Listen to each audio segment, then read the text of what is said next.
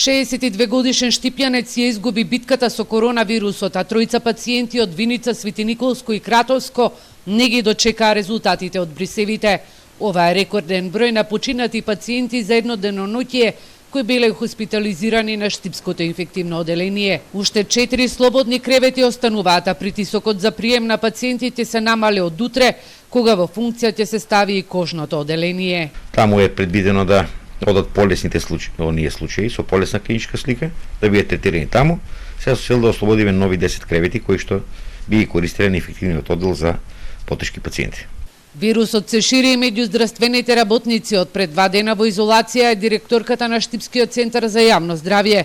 Епидемиологот Светлана Живкова вели дека нејзиниот контакт со вработените секогаш бил со заштитна опрема, па затоа никој од нив не е испратен во изолација, туку е издадена само препорака за следење на здравствената состојба.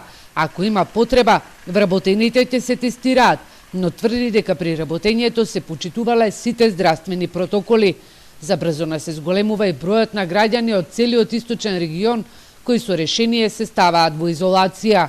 Полицијата само вчера извршила контроли на 1171 лице. Сите биле затекнати на адресите кои ги оставиле.